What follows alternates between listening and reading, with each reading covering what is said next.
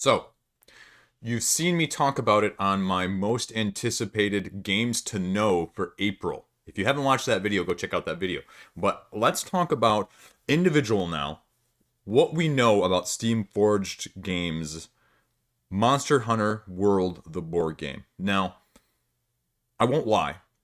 I haven't always been their biggest fan, but I also have not been their biggest critic by any means. A lot of their games have just not been of terrible interest to me.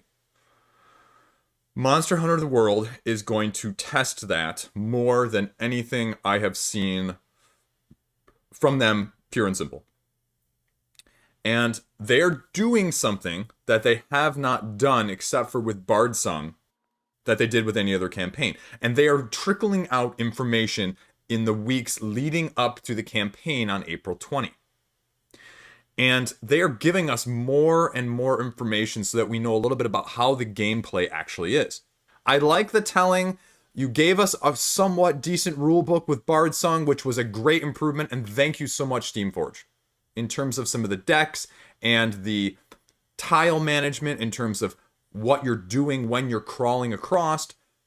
And I really liked some of the stuff I saw there. Ultimately, I had to pass because it definitely wasn't for me in the end, too D&D-esque.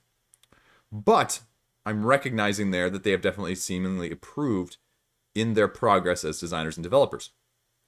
And that makes me encouraged for Monster Hunter World, the board game. And also a little trepidatious. Because we already know what the price point is going to be, potentially, for this. I think, what, $279? $279, I was right, as marked on the Steamforged Games website, coming with 5 boxes. I talked about this a little bit, I broke it down a little bit. Recap, and the question just is going to be, what are they going to do with stretch goals in this game? Are we going to see stretch goals, or we're probably going to see daily unlocks instead, or some form of them? Now, they also talk about this being the all-in pledge. Now, they said that with Bard Sung, too, that it was an all-in gameplay pledge. And so I don't see any delineation on the website here in terms of, is this an all-in gameplay pledge, or is this an actual all-in everything that's going to be offered pledge? Are we going to see sleeves? Are we going to see terrain? Are we going to see resources? Are we going to see upgraded resources or tokens? What else are we going to see? Alternate sculpts of monsters? I don't, probably not with that few monsters, but it raises those questions. Not that any of those are make it or break it, but just, again, for planning purposes. If I'm going to spend $279, is that the true all-in? Or is it sort of the all-in with a little bit of other stuff sprinkled on top? The entry pledge only gets you 4 monsters and 4 hunters. It's a fine price, but there's not a whole lot of game, I think, there that's going to go along with it. The core pledge, again, weird nomenclature in terms of the naming here, gets you 9 monsters and 8 hunters, with 2 of the expansion boxes, if you will, the 2 of the core sets. And then the all-in gets you 5.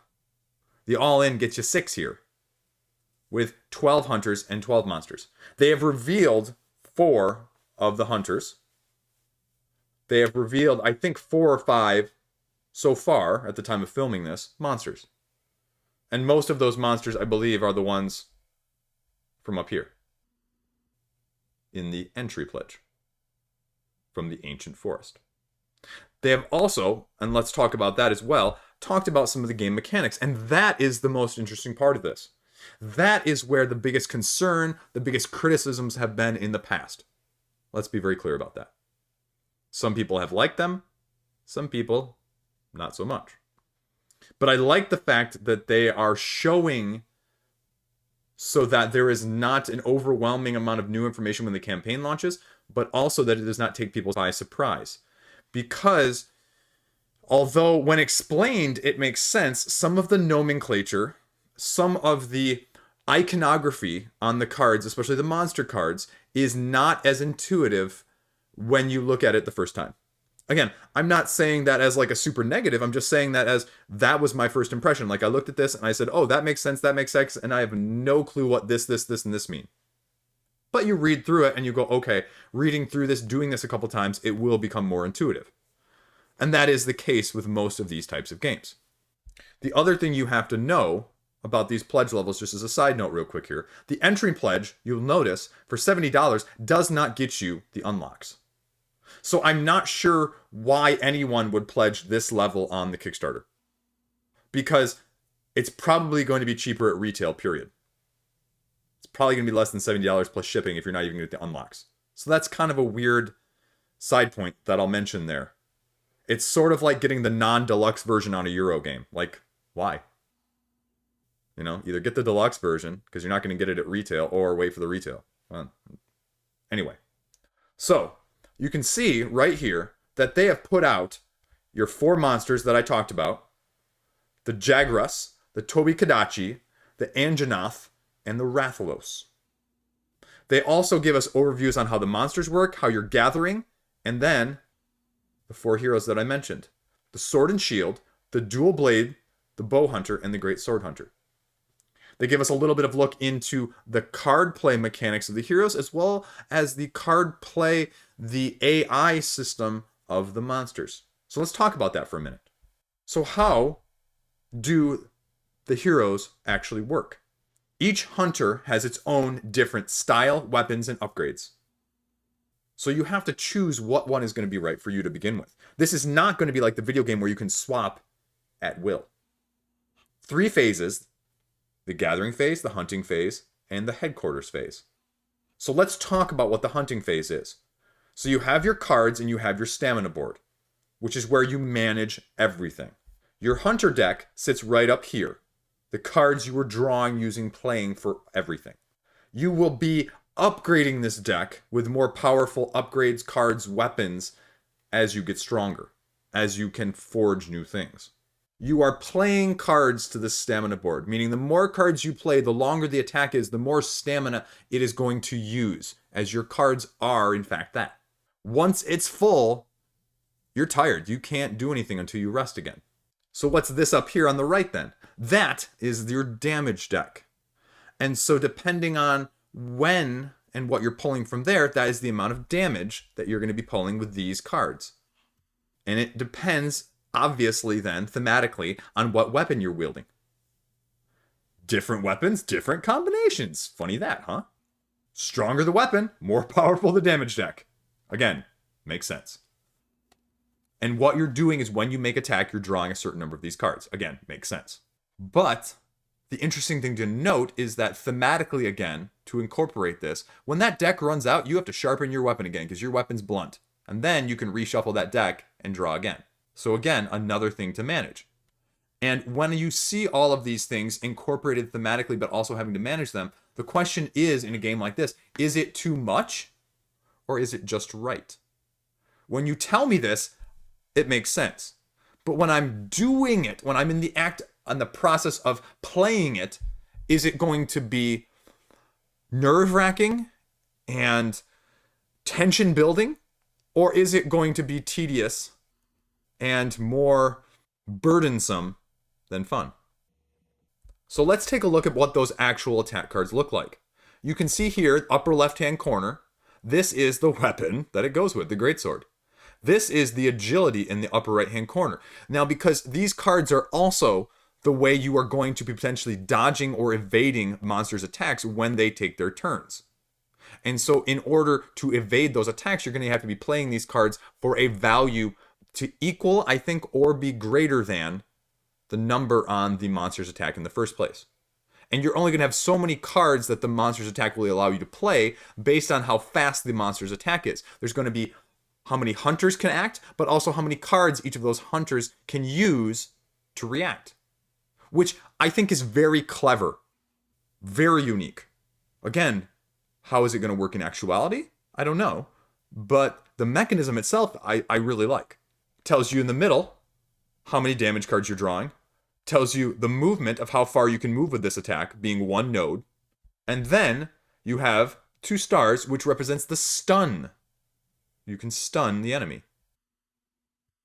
And then the one at the bottom here is the range of the attack itself, meaning you can hit a monster 1 node away. Now, obviously, it doesn't just automatically stun. The monster's going to have resistance. There's going to be a figuring out of that. So it's not automatic, but it may make your turn much easier depending on how the monster's affected. So that's what we know about the hunter side of things right now. So we'll just take a look at one here. And I chose the dual blade because I just think that's cool. It's freaking cool. Anyway. And it uses this. I'm going to use that as my example here to talk about what else we know. You get a unique deck and a selection of upgrades that you can craft from various resources that you're going to be doing during the gathering phase of things. The more loot you get, obviously, the better stuff you can craft. So that's very similar to what we saw in other games, even Primal from earlier this year. Now then, they have their own fighting style. So in this case, they talk about it being the hit and run, the dance of death, if you will. Don't get caught close, because you're going to get screwed. Now, this is an interesting card, and they talk about it as we just learned about how the card plays. You get 1 movement, it has range of 1, you draw 2 damage cards, it has 1 agility feature, and you draw +1 damage card if this is the first attack card you played this turn. And that means in terms of filling up your stamina bar, if you will. Now, the other thing that they talk about down here, and you can see this is where you're seeing a little bit of maybe influence or just similarity between Primal as you are trying to combo these cards in order to get the best result. And the thing that they mention, just going back to this for a second, is the dual blade may draw more damage cards, but the deck that we talked about previously of the damage deck is going to have more lower numbers than, say, the Great Sword Hunter. Now here you see another card, the Demon Mode. If this card's in the first slot, draw +2 for each other attack card you play. So again, the order is going to make a significant difference. But this one also is allowing you to agility, move out of the way, evade better. So, which are you going to use it for? Coming into the tactical, also strategic nature of the game. So that is just a quick look at one of the hunters that we know.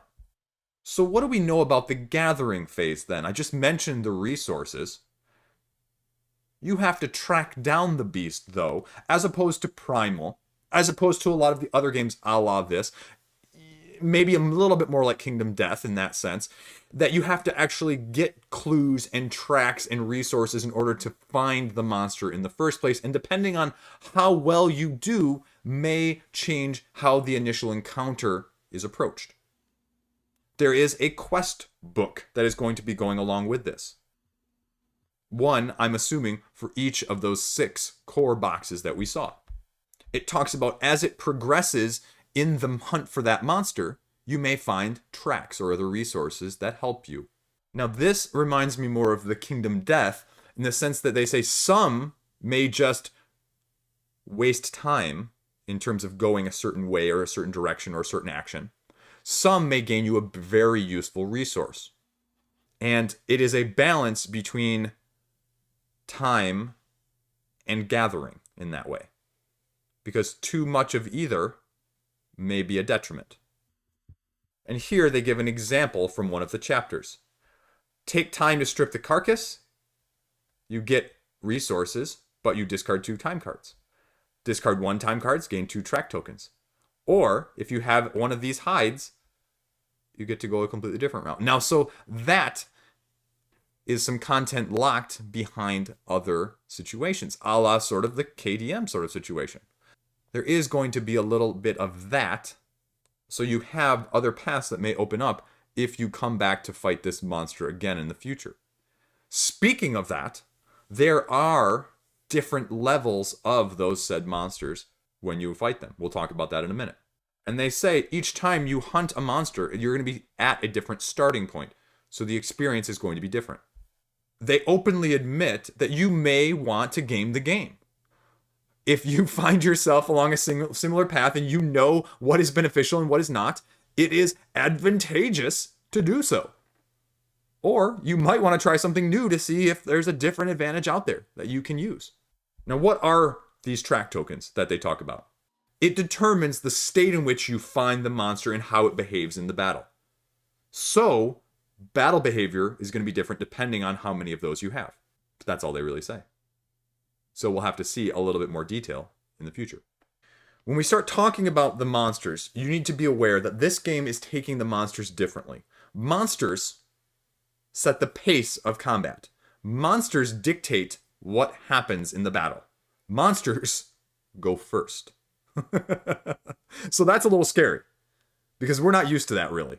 We're maybe, random turn, initiative order based on whatever, but not monsters always go first. So here is an example that they use of what a monster attack looks like. The first is the icon of who is being targeted. And so in this case, you need to know iconography. And this is, again, where that learning curve comes in that I mentioned earlier. This means they're targeting the farthest away one. This means the control pad, the distance, the amount of nodes or movement that it has. So it can move 3 nodes to get to the furthest hunter. This is sort of the attack itself.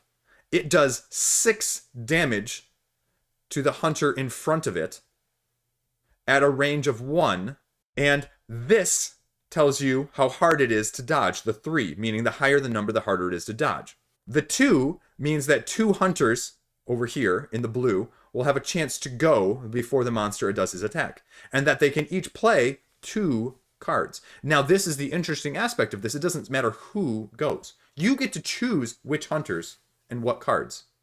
Now, you need to know that when I say that 2 hunters can take that turn at any 2, that is a very loose any 2. Because all hunters have to activate or go and take a turn before the same hunter can take another turn. So it cannot just be A, B, B, A, B, B, B, A if there's 3 or 4 hunters. It has to be, well, if you want to take 2 turns here, it can be A and B, but guaranteed, before A and B are going to go again, C and D have to go. So you're going to have to think very carefully and strategically in that sense. Because some of these attacks also have more than a range of 1. So you're going to be worrying about multiple hunters being too close, especially given the distance that some of these monsters can do, and given the fact that the heroes only have 8 hit points, 6 damage is almost crippling in nature. So I don't think this is also going to be a very easy game or very forgiving, given the damage you're seeing on these first couple monsters. And when monsters move, for example, if they land on the same node, they push you to an adjacent node. And they turn to face you. If there are other hunters in the way, they just get pushed out of the way. Sometimes you might even take damage. The back of the card is also very telling. The back of the card tells you where the attack is coming from, the belly. It's targeting the farthest hunter, and you know what monster it is. So it's in its behavior deck, which makes me wonder if there are going to be just general ones that will not be monster specific that are going to be tossed into these decks as well. And this is on the top of the deck, so you'll be able to see what is coming up next. And the big thing, obviously, with this is, as in the video game, you start to learn the patterns and behaviors just like the other games of a similar nature in Primal, KDM, all of those, where you start to do more of the Dark Souls, where you start to learn what is there, how do I avoid it, what do I need to do this time around.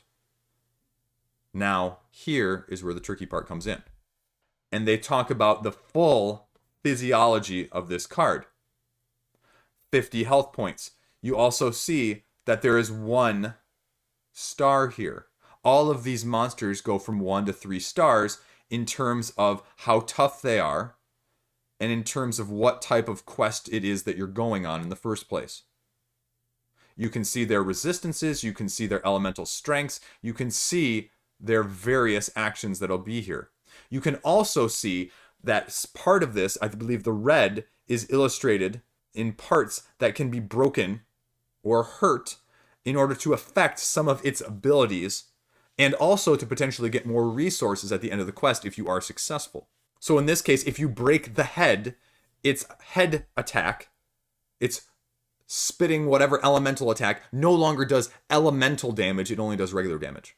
So it's a good thing to know, especially considering they talked about this being the first mission and the fact that you won't have elemental resistance. And that's going to be a big problem that you're going to somehow have to deal with. Again, they give you another example of this card. Farthest, 3 nodes, 1 range, 3 difficulty to dodge, 6. It hits everybody, left, front, and center nodes. You get 2 hunters' turns, and you get 2 cards each. So again, you can see how quickly I can interpret that without having to look anywhere else now. The belly roll, again, you can see. Now this is a new symbol. It targets the closest hunter. Moves 1 node, 1 range, 3 difficulty, 7 damage. Hits everybody front, left, and behind. 2 hunters, 2 cards again. Being next to the monster, being positioned, it really does matter. It goes back to knowing potentially what the upcoming card is that it may attack, so you can adjust your tactics and your strategies accordingly. And then here is your ranged attack. And like I said, it's doing elemental damage. And in this case, it changes up. This attack now, you can see, is before the movement pad. So it attacks and then it moves.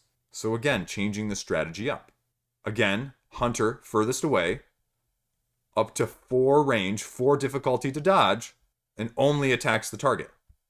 But you can play 3 cards now, because it's that much harder of an attack to deal with. So there you go. That is an example of what one of the monsters does. Now, as I said, there are 3 other monsters of note. You see a little bit of an example of the Tobi Kadachi here. Again, different health, different structure, different parts to attack, different elements, different abilities here. When this monster has 30 health or less, behaviors gain +1 to their range, or movement, I believe that is. And then different behaviors that you can see. So you see a few more examples. And dodging with those agilities. Having elemental damage here. I believe lightning. Paralyzing attack. So things that you need to be aware of. All of these are different. The Anjanath, more of your T-Rex with fur, if you will.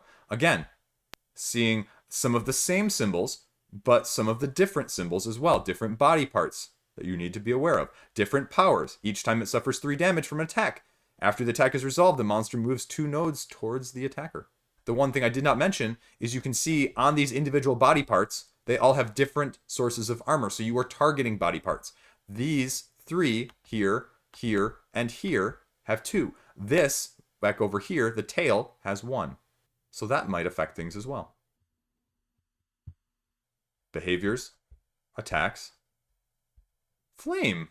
A flame-breathing attack. Look at that. That looks like it's going to hurt. Now the last thing with Rathalos. This is a 1-star, but unlike the other 3 that we've looked at briefly, this has a 4-star version as well. This also has 3 armor on every single body part, so this is not the one you're going to be going after first, clearly after. Clearly. This one also says when it has low health, it changes up its behavior deck in order to try and avoid getting killed. So again, another twist. And they say this is just the 1-star version of it, let alone the 4-star version of it.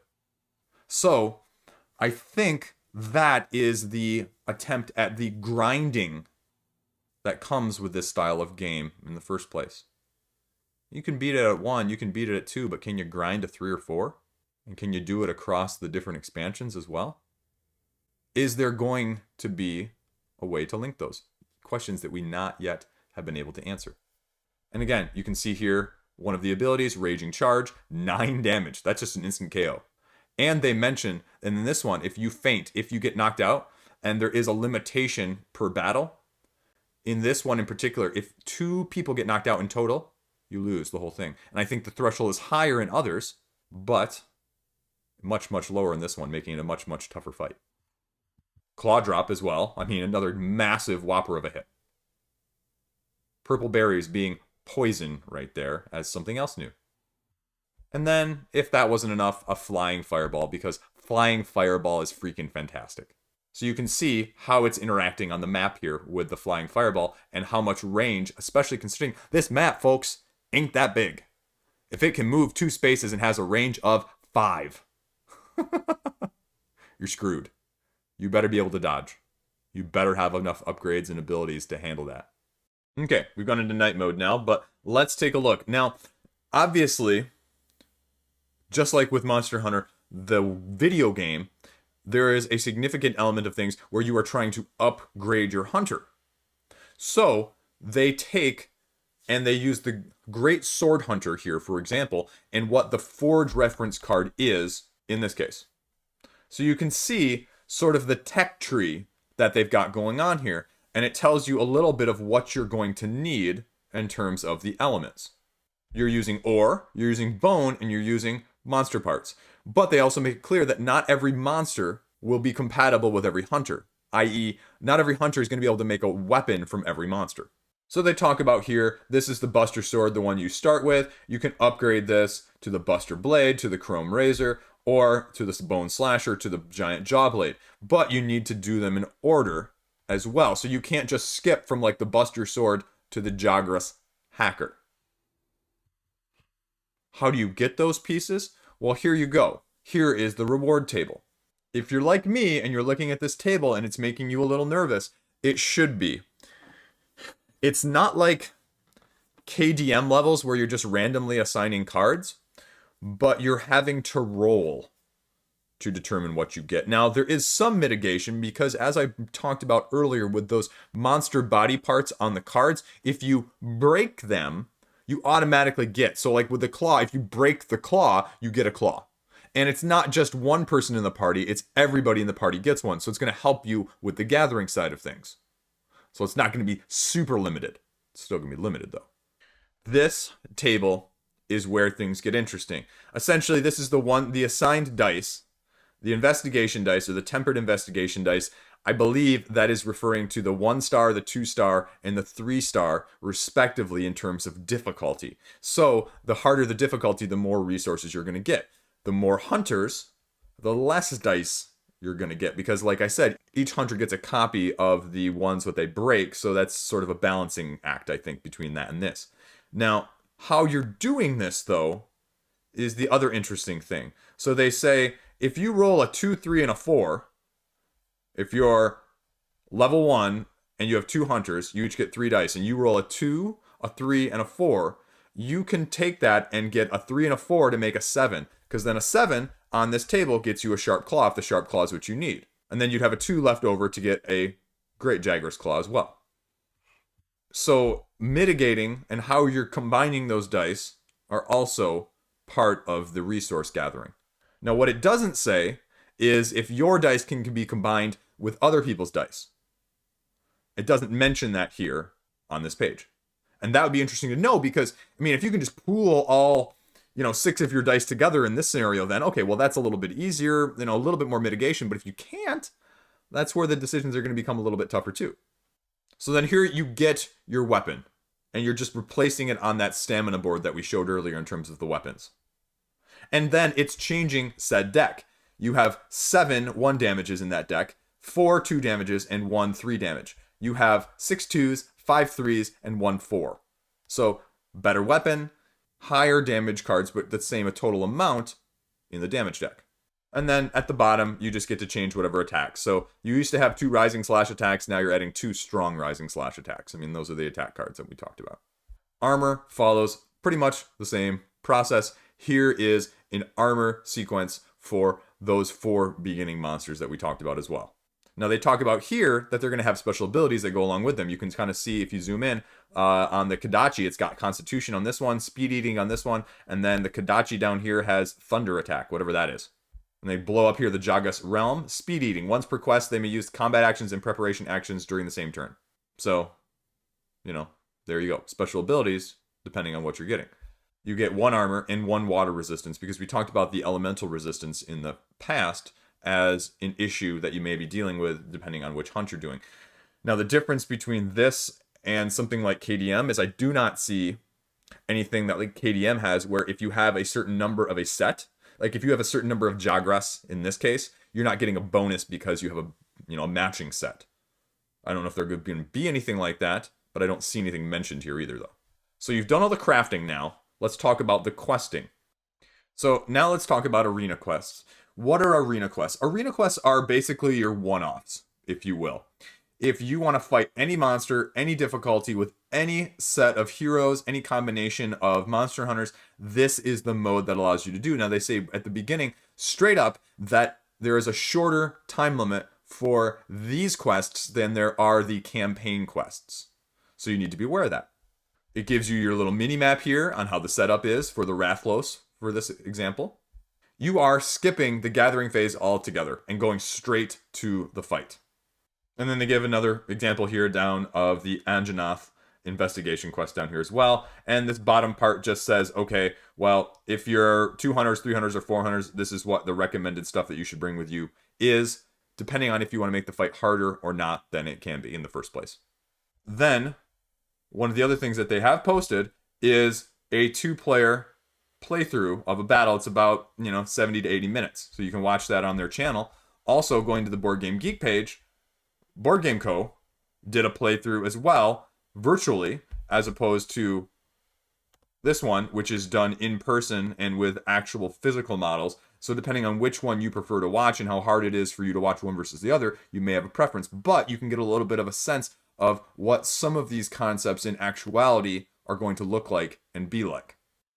So let's talk about one last thing in this video. This is one of the latest hunters just announced, the Insect Glaive Hunter. Now, again, as someone who is not familiar with the video game world of things, I have no background going into this, and I've heard people say things about, oh, this isn't the optimal armor for this guy, that just in the comment section, but absorb, adapt, slay is the motto of this guy. Now, how does this guy differ, and why am I focusing on him, and why does he get his own page as well? Well, because he has these little insect, basically, because this weapon that he has is called the Insect Glaive.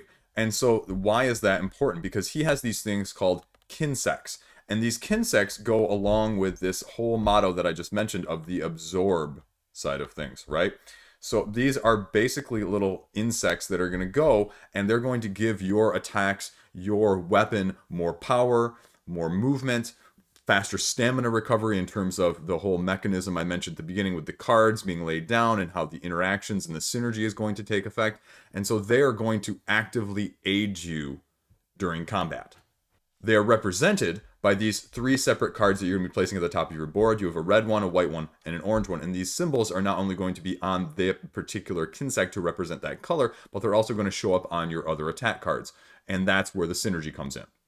To represent you getting stronger and them absorbing extracts from the monster you're fighting, on each turn that you take, you flip up the leftmost one along the line. Then, whatever attacks that you have that match that little symbol that I was just talking about right here, get that bonus. So more turns, stronger build up as the battle goes on, as you're absorbing more extract thematically. But the thing you have to know is that after you do it 3 times, then they all get flipped face down, then you have to repeat the whole process. So timing is really going to matter on that. Here you get your weapon upgrades that we saw with the other hunters as well, the examples that you can be doing. And the fighting style, again, fighting style is going to be different because of how it uses these kinsects in the first place. And you can see a little bit of the variability there. And then it gives a little bit of tactical tips. So how are you going to order those cards? When are you going to time them? Which ones are going to go when? So that's it. That is the most up-to-date information, apart from going and watching more of those gameplay videos, which are really the only thing I haven't talked about that's out. Just a few random observations and comments that I have, just looking at things and seeing how this goes. I have concerns about the battles themselves, and I think that with some of the hit points that you saw on those monsters there, are the battles going to be a big slugfest? Because you saw some of these damages are only doing like 1, 2, 3, combined maybe 3, 4 total, and some of these higher level monsters are going to be having like 50 or 60 health. So that's going to be a lot of attrition slowly being weaned down. And now then, that is thematically appropriate, but are you going to want to sort of, hack at their knees, turn after turn after turn, when they can almost KO you in 1 or 2 turns at most? So there is a definite difficulty balance there that I would have concerns about when it comes to the push and the pull of the combat system. But I think we're only going to know more of that when we see more gameplay and when we see more of the gathering phase and how much resource you're going to be able to get and how many of these battles are you going to have to grind in order to be able to build stuff. Because, that's the other concern, is whether you're doing the campaign or the arena quests, if you're only getting so many of those dice and you're having to mitigate poor dice rolls by combining dice and getting, less items, that means more battles, that means more grindy. And now in a video game style, it's a little less time consuming. With the tabletop and the setup that goes along with the tabletop and the overhead that goes with it, that can be a little bit more tedious. And so I'm not saying it's going to be like that. And there is such a thing, as I mentioned earlier in the video, about a good grinding, feeling, about being able to go through and know where the positives are and where the traps are and how to navigate sort of the quest as you're doing it. But it's just going to be about a balancing act. And can it be balanced well enough that it doesn't feel too easy and too overabundant in terms of the stuff you get too quickly? And is it also not too laborious and too much of a rote repetition grind on that side of things? That's a very delicate balance. And I guess the question just is, where are those stretch goals going to fall? That's going to be my other concern. First and foremost, where is the value going to be in the stretch goals? Are they going to be amounts? Are they going to be really stretch goals? Or are they just going to be daily unlocks or stretch goals disguised as stretch goals? I understand it. At the same time, it doesn't always suit me depending on my mood, I guess. That's it. That is where things stand so far. 2 weeks or so prior to the campaign launch. Let me know what you think. Let me know how these mechanisms are sitting with you so far, now that we know much more than we ever thought. Honestly, I thought we would know at this point, or even sometimes going into the campaign itself. So, are you excited? Are you more excited? Are you less excited? Are you regretting breaking Primal and now looking at this enviously? Or are you regretting not getting into Primal and saying that this one clearly is not for me? Because there is definitely some overlap. There is definitely some strong differences as well, and I think both have shown us a little bit of strengths and weaknesses as well. So, yeah. Where's your money going? One? The other? Both? Mythic Battles Ragnarok? Let me know what you think in the comments section, as always. Also, as always, thanks for watching. I hope you liked it. I hope it was enjoyable. If it is, check me out. And stay tuned for future videos. Thanks. I really appreciate it. Stay classy out there.